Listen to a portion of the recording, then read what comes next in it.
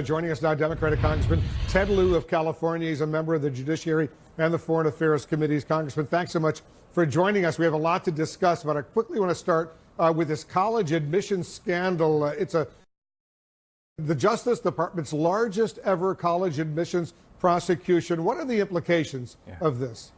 Thank you, Wolf, for your question. Let me first commend the Department of Justice and the FBI for doing this investigation that reveals widespread fraud among rich and wealthy people getting their kids into elite colleges.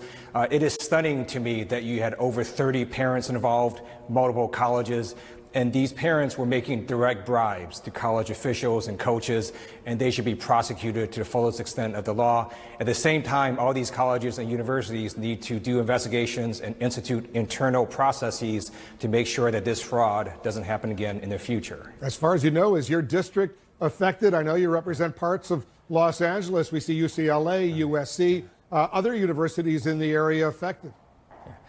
It wouldn't surprise me if parts of my district were affected by this. I don't know all the people who were involved in this scandal, but regardless of who it is and where they live and how wealthy they are, they should all be prosecuted to the fullest extent of the law. Yeah, they certainly should be. All right, let's talk about the fallout from Sunday's fatal airplane crash, the second of this new Boeing model. Are you comfortable, and you do a lot of flying between Los Angeles and here in Washington, are you comfortable flying on a Boeing 737 MAX 8? Let me first say that Boeing has a long tradition of making safe planes that are reliable. However, we do have two crashes within 6 months of a very specific model of a Boeing 737, the MAX series, and I would feel that it would be prudent if those planes were grounded until we determine the second cause of the crash. Yeah, out of an abundance of caution, you would think, just like the Europeans, so many countries in Asia, elsewhere around the world, they just want to make sure it's safe. Out of an abundance of caution, they would agree to at least stop flying these planes and figure out what happened. I assume you support that. I do. I'm also a computer science major, and I understand how complex computers can be, and sometimes you don't know the unintended consequences of certain software lines of code and things that may go wrong. So until we know what happened with this second crash, I do think it would be prudent to temporarily ground the MAX 737 plane. All right, let's turn to the work of your Judiciary Committee.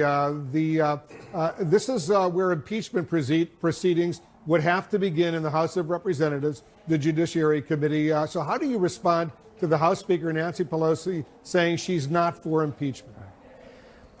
I agree with Speaker Pelosi when she made that statement. She also said in the same exact paragraph that she is not for impeachment absent compelling evidence with bipartisan support. I agree with that sentiment, and that's why in the House Judiciary Committee we are doing investigations. We're going to get witnesses to testify under oath. We're going to get documents, and our investigation is either going to exonerate Donald Trump, his family, and his associates, or it won't. And then when we're done with that expedited, robust investigation, we'll have a conversation with the American people.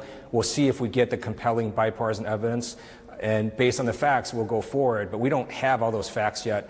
And I agree with Speaker Pelosi's sentiment that it's too early to go forward with impeachment proceedings. The New York State Attorney General has subpoenaed two banks, a Deutsche Bank and Investors Bank, for Trump Organization records. So what are the potential areas here of wrongdoing?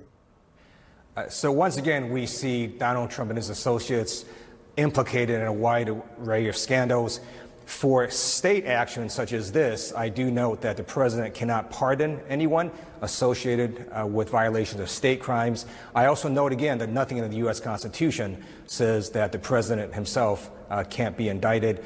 And this is another step with another law enforcement agency looking at certain facts, trying to get information to see if our president and his associates are crooks. The former acting Attorney General Matt Whitaker is going to be back before your Judiciary Committee tomorrow. That will take place behind closed doors. What is the committee hoping to learn from him in this follow-up interview? At the Judiciary Committee hearing in which Matt Whitaker testified, he very specifically said that he did not have any conversations with Donald Trump about Special Counsel Mueller's investigation. That's appropriate. I'm glad he said that. And then I asked him, did he have any conversations with Donald Trump related to investigations out of the Southern District of New York? and Mr. Whitaker said no.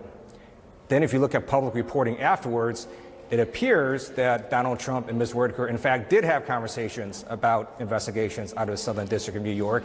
And either those reports are wrong or Mr. Whitaker made a statement that was not true to the Judiciary Committee. We're going to find that out and have him clarify what he meant, as well as some other issues that he talked about during the open hearing. You'll let us know what goes on. We appreciate it very much. Congressman Ted Lieu, thank you.